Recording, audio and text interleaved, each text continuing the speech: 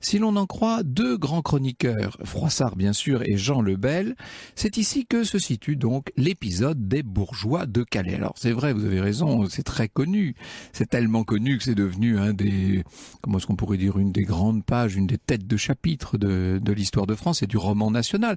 Je résume ça en quelques mots si vous le voulez. Le roi Édouard renonce à tuer tous les survivants du siège de Calais, à condition que 6 d'entre eux, des hommes valides, respectables et de bonne famille, ce sont des formules qu'on trouve très régulièrement dans la littérature de l'époque, que ces hommes valides se dévouent pour les autres et lui apportent les clés de la ville en procession honteuse, vêtus d'une simple chemise, les pieds nus et la corde au cou. Ils devaient se livrer pour subir seuls, au nom de tous les autres, le châtiment suprême qu'il leur réservait. C'est en tout cas comme ça qu'on nous le présente. Froissart décrit le capitaine Jean de Vienne réunissant la population sous les halles pour leur faire part de l'exigence terrible formulée par le roi d'Angleterre. Cette épreuve supplémentaire, vous imaginez, qui vient s'ajouter à toutes celles qu'a pu subir cette population calaisienne depuis tant de mois maintenant. Cette épreuve ne pouvait que semer la désolation chez des gens tellement éprouvés. Et c'est dans un climat de pleurs, de gémissements, qu'un des plus riches bourgeois de la ville, il s'appelle Eustache de Saint-Pierre, se lève soudain et se dévoue le premier pour sauver ses concitoyens. Et il va être suivi par un certain Jean d'Aire, puis par 2 frères, Jacques et Pierre de Ouissant, puis par Andrieux d'Ardres et Jean de Fienne, qu'il ne faut pas confondre avec le capitaine Jean de Vienne. Et voilà que tous les 6 se déshabillent en silence, se chargent de lourds trousseaux de clés de la ville, du château, etc. et s'en vont, tels des héros sublimes, jusqu'au camp d'Édouard pour y subir leur supplice. C'est un moment de dévouement, d'abnégation à donner en exemple aux élèves à travers les siècles, bien entendu. Or, le roi d'Angleterre, que ses chevaliers ne parviennent pas à amadouer, a déjà fait appeler le coupe-tête. On ne plaisante pas à la cour d'Angleterre.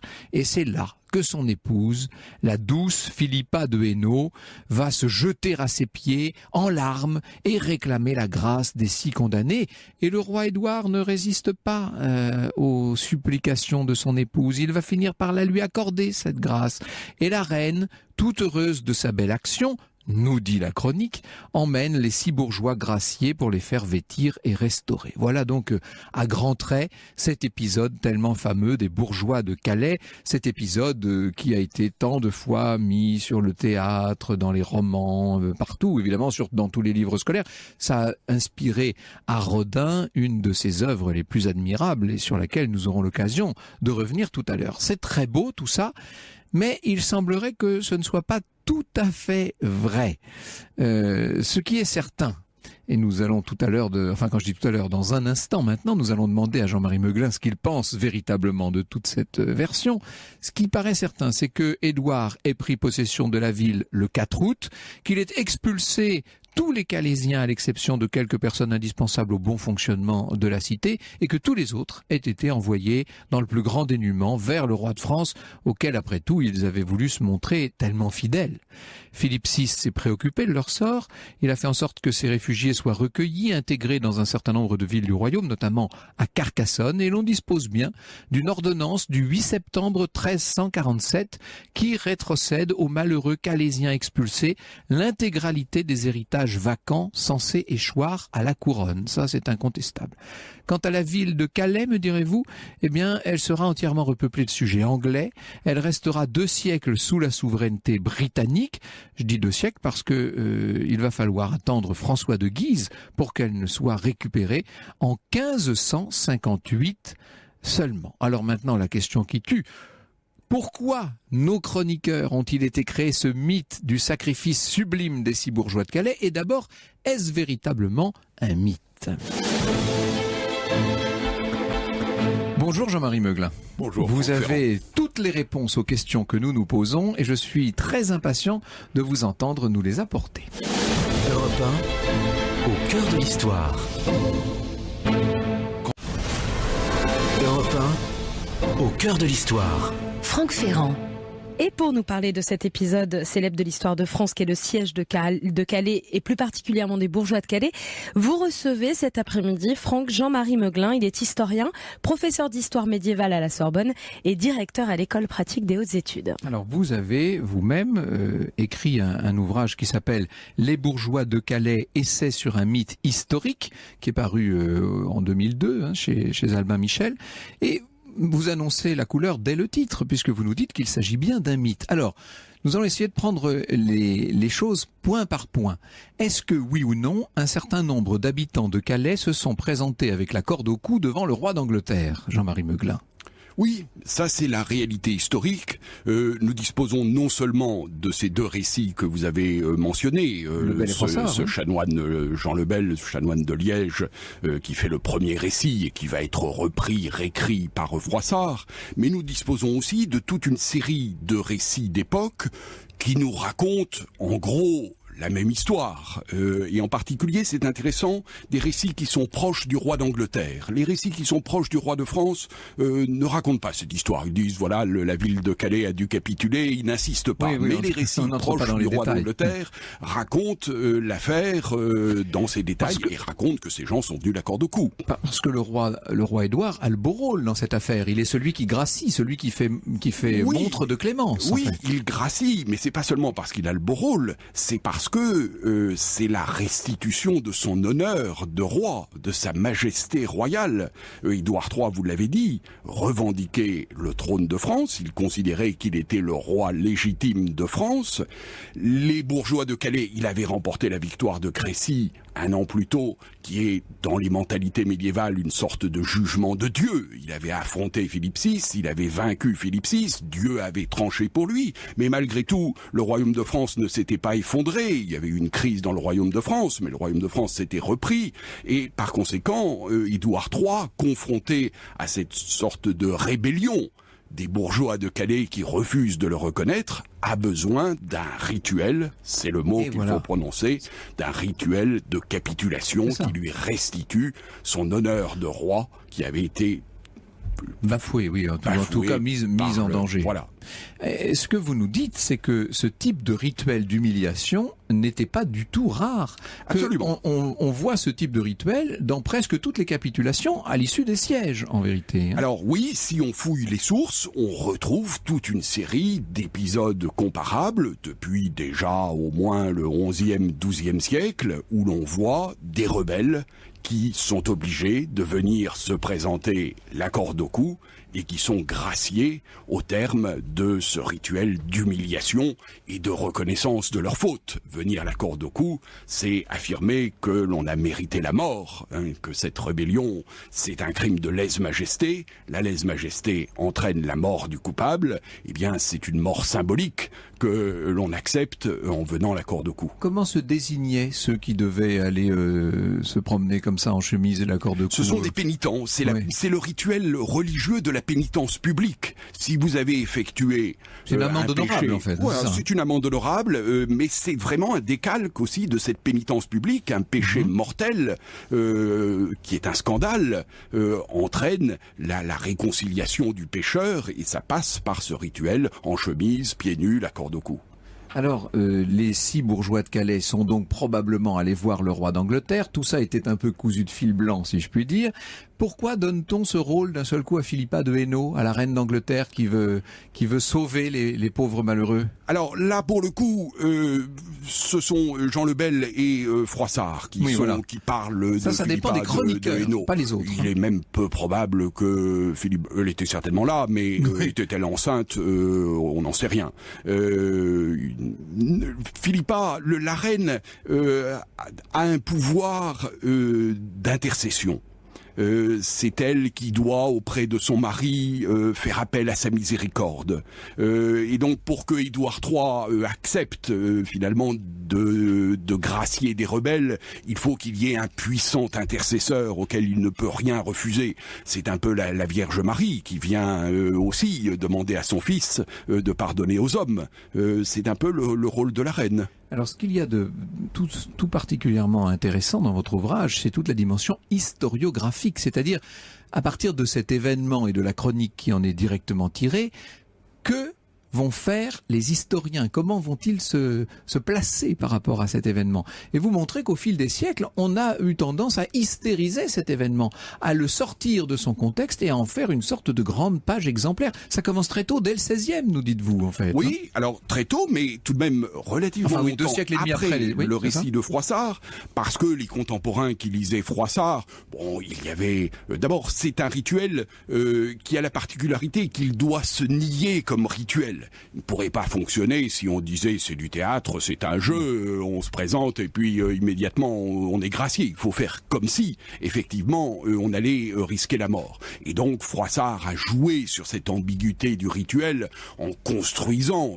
Froissart est un immense auteur littéraire, en construisant cette sorte une belle page, ce modèle d'un héroïsme bourgeois, d'une prouesse bourgeoise. Voilà, Froissart raconte les prouesses des chevaliers, mais les bourgeois aussi peuvent... Intéressant qu'au milieu du XIVe siècle, on ait besoin de donner des lettres de noblesse au comportement bourgeois. Hein. Oui, c'est d'autant plus nécessaire qu'il y avait des bourgeois rebelles. Au moment où Jean le Bel écrit son histoire, c'est le moment où Étienne Marcel, à Paris, s'oppose au roi de France. Donc on construit un bon bourgeois qui, lui, sait... Bon noble, désintéressé, voilà, qui sait donner sa... Voilà. Qui est un fidèle du roi et qui sait aussi faire les gestes qu'il faut. Alors, peu à peu, cet épisode des bourgeois de Calais va entrer dans les histoires de France, si je puis dire, dans le catéchisme civil qu'on apprend aux enfants, d'une certaine manière, et c'est au XVIIIe siècle que ça devient un véritable sujet de théâtre, en vérité. Oui.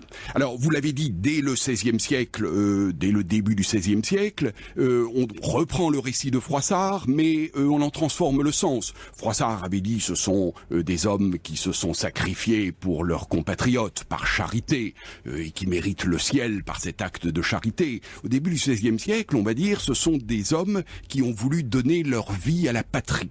Et ce sont finalement, pour les historiens de l'époque moderne, la reprise des héros de l'Antiquité, ceux dont le sacrifice pour la patrie était raconté par des auteurs comme Tite-Live. Oui. On va raconter l'histoire de France sur le modèle sur ce modèle antique, de Tite-Live, sur le modèle antique, les vertus morales, l'histoire et la morale. Sauf qu'on fait de Eustache de Saint-Pierre et de ses compagnons en quelque sorte des sortes de saints, et puis voilà que au XIXe siècle, un érudit va trouver dans les archives anglaises des éléments un peu embarrassants pour Eustache de Saint-Pierre. Absolument. Les bourgeois de Calais sont, si on peut dire, au firmament de la gloire en 1765, lorsque un auteur qui avait pris le nom de Bellois fait représenter à la Comédie Française une pièce qui met en scène leur héroïsme, qui les présente comme des grands hommes qui apportent quelque chose à l'humanité et à la patrie, et peut-être sous l'effet de cette gloire extraordinaire que connaissent les bourgeois de Calais, un an plus tard, en 1766, un des grands érudits de l'époque, qui s'appelait Bréquigny, découvre à la Tour de Londres, où sont conservés les documents, des actes d'Édouard III, où Édouard III fait des dons, des faveurs considérables. Il restitue en fait tous ses biens à Saint-Pierre. Absolument, oui. À Eustache de Saint-Pierre. Et alors là, c'est un scandale terrible. On se dit, mais était-il un traître? Oui, étaient-ils des traîtres? Évidemment, si l'on savait, si l'on avait su qu'il s'agissait d'un rituel de capitulation, la question ne se serait pas posée. Mais les bourgeois héros, grands hommes de la patrie, peuvent-ils encore être des héros et de grands hommes de la patrie quand on les voit recevoir des faveurs du roi? En tout cas, du point de vue des Calaisiens modernes, ce sont des héros incontestablement. Et d'ailleurs, la ville de Calais va le prouver en faisant une commande extraordinaire à l'un des plus grands, sinon au plus grand sculpteur du 19e siècle, Rodin en personne. Et ça sera l'origine de ce groupe dont nous parlons dans un instant. Au cœur de l'histoire. Sur Europe 1. Europe 1. Au cœur de l'histoire. Franck Ferrand. Et cet après-midi, Franck, grâce à vous et grâce à votre invité, Jean-Marie Meuglin, historien et professeur d'histoire médiévale à la Sorbonne et directeur à l'école pratique des hautes études, nous parlons de ce siège de Calais. Nous sommes en 1346-1347 et nous nous intéressons surtout à ces 6 hommes, les bourgeois de Calais. Oui, alors on a bien compris qu'il s'agit en fait d'un rituel assez classique de reddition, dont on observe des exemples dans bien d'autres cas de reddition à l'issue de sièges plus ou moins terribles. En l'occurrence, celui de Calais avait été particulièrement sanglant, il faut bien le dire. Oui. une partie importante de la population était morte. Oui. D'abord, on avait exclu beaucoup de malheureux qui se sont retrouvés dans ce qu'on appellerait nous le no man's land, en fait. Hein, c'est assez terrible.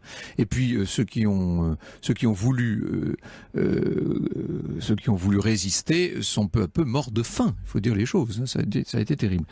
Donc les 6 bourgeois de Calais sont bien allés faire amende honorable devant le roi d'Angleterre, mais nous dites-vous, c'est relativement classique. Ils ont été graciés, ce qui est relativement classique. Il n'est donc pas si étonnant d'observer que le roi d'Angleterre ait restitué à Eustache de Saint-Pierre l'essentiel de ses biens. Il n'empêche que c'est, comme vous le disiez, un exemple des vertus bourgeoises portées à leur comble, et que sous un régime comme celui de la Troisième République à la fin du XIXe siècle, c'est un exemple qu'on a très envie de mettre en avant. D'où la commande au sculpteur Rodin.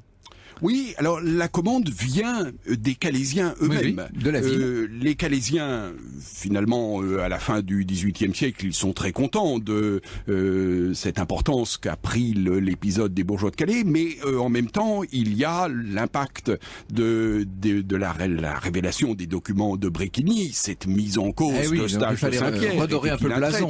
Au début des années 1830, il y a pour les Calaisiens un coup terrible lorsque la ville voisine de Saint-Omer, la Société des antiquaires de la Morinie, c'était une de ces très nombreuses sociétés savantes, met au concours la question sur le dévouement d'Eustache de Saint-Pierre, et que celui qui gagne le concours explique que Eustache de Saint-Pierre était un traître. Alors pour Calais, évidemment, c'est un affront, une claque terrible, et en même temps, pour ces notables de province, il était important, face à Paris, face au pouvoir central, de montrer que eux aussi avaient contribué à la formation de la nation et de la patrie. Ce sont donc les Calaisiens que l'on va voir essayer de mettre en valeur cet épisode des bourgeois de Calais, de démontrer que les bourgeois étaient effectivement des héros, et d'abord des héros de la petite patrie, et de montrer que la petite patrie, la défense de Calais, c'est aussi la défense de la grande patrie.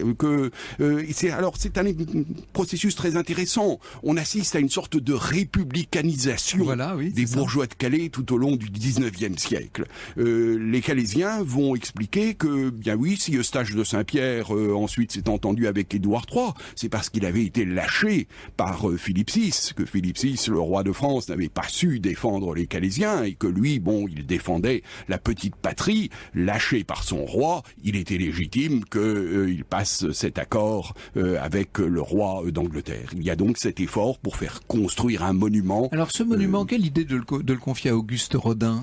C'est quand même... C'est un peu un hasard. C'est un Calaisien qui avait ses entrées à Paris, qui recommande au maire de Calais, au maire de Wavrin, de s'adresser à Auguste Rodin, qui n'est pas encore, la commande est passée en 1884-1885. Pas encore tout à fait la gloire. Non, ce n'est pas encore nationale. Le grand Rodin, le sculpteur de la République. Mais c'est déjà l'artiste accompli, parce que ce groupe est d'une force assez extraordinaire. Alors mais la commande est passée en 1884-1885, et le groupe n'est inauguré à Calais qu'en 1895, à un moment où Rodin est devenu le grand Rodin. Alors on y voit Eustache de Saint-Pierre, Jean d'Aire, Jacques et Pierre de Ouissant, Jean de Fienne évidemment, et Andrieux d'Ardres, donc ce sont les noms des bourgeois. Chacun incarne en quelque sorte à lui tout seul une vertu particulière de ce sacrifice collectif. Il y a quelque chose de très collectif, quasiment de glaiseux dans cette statue,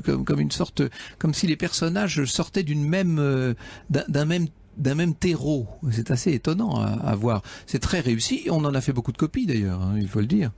Oui. Mais ce n'est pas ce qu'avaient voulu les Calaisiens. Oui, ils sont furieux. Les Calaisiens voulaient la représentation d'une sorte d'héroïsme joyeux.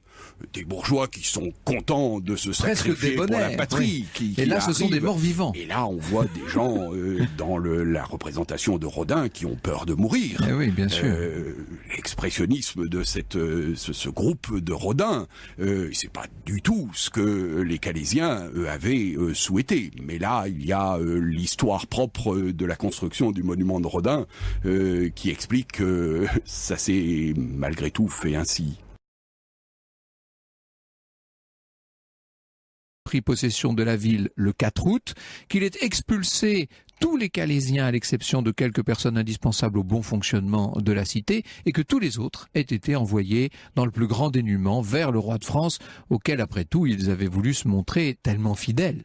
Philippe VI s'est préoccupé de leur sort, il a fait en sorte que ces réfugiés soient recueillis, intégrés dans un certain nombre de villes du royaume, notamment à Carcassonne, et l'on dispose bien d'une ordonnance du 8 septembre 1347 qui rétrocède aux malheureux Calaisiens expulsés l'intégralité des héritages vacants censés échoir à la couronne. Ça, c'est incontestable. Quant à la ville de Calais, me direz-vous, eh bien, elle sera entièrement repeuplée de sujets anglais. Elle restera 2 siècles sous la souveraineté britannique. Je dis 2 siècles parce que il va falloir attendre François de Guise pour qu'elle ne soit récupérée en 1558 seulement. Alors maintenant, la question qui tue. Pourquoi nos chroniqueurs ont-ils été créés ce mythe du sacrifice sublime des 6 bourgeois de Calais? Et d'abord, est-ce véritablement un mythe? Bonjour Jean-Marie Meuglin. Bonjour. Vous avez toutes les réponses aux questions que nous nous posons et je suis très impatient de vous entendre nous les apporter. Europe 1, au cœur de l'histoire. Europe 1, au cœur de l'histoire. Franck Ferrand. Et pour nous parler de cet épisode célèbre de l'histoire de France qu'est le siège de Calais et plus particulièrement des bourgeois de Calais, vous recevez cet après-midi Franck Jean-Marie Meuglin. Il est historien, professeur d'histoire médiévale à la Sorbonne. Si l'on en croit 2 grands chroniqueurs, Froissart bien sûr et Jean le Bel, c'est ici que se situe donc l'épisode des bourgeois de Calais. Alors c'est vrai, vous avez raison, c'est très connu. C'est tellement connu que c'est devenu un des, comment est-ce qu'on pourrait dire, une des grandes pages, une des têtes de chapitre de l'histoire de France et du roman national. Je résume ça en quelques mots si vous le voulez. Le roi Édouard renonce à tuer tous les survivants du siège de Calais à condition que 6 d'entre eux, des hommes valides, respectables et de bonne famille, ce sont des formules qu'on trouve très régulièrement dans la littérature de l'époque, que ces hommes valides se dévouent pour les autres et lui apportent les clés de la ville en procession honteuse, vêtus d'une simple chemise, les pieds nus et la corde au cou. Ils devaient se livrer pour subir seuls, au nom de tous les autres, le châtiment suprême qu'il leur réservait. C'est en tout cas comme ça qu'on nous le présente. Froissart décrit le capitaine Jean de Vienne réunissant la population sous les halles pour leur faire part de l'exigence terrible formulée par le roi d'Angleterre. Cette épreuve supplémentaire, vous imaginez, qui vient s'ajouter à toutes celles qu'a pu subir cette population calaisienne depuis tant de mois maintenant. Cette épreuve ne pouvait que semer la désolation chez des gens tellement éprouvés.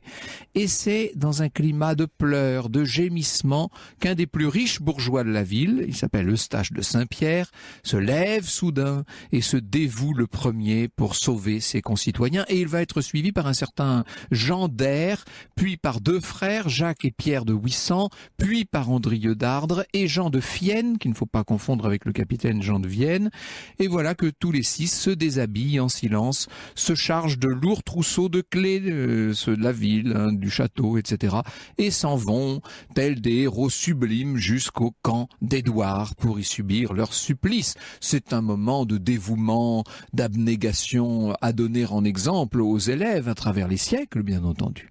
Or, le roi d'Angleterre, que ses chevaliers ne parviennent pas à amadouer, a déjà fait appeler le coupe-tête. On ne plaisante pas à la cour d'Angleterre.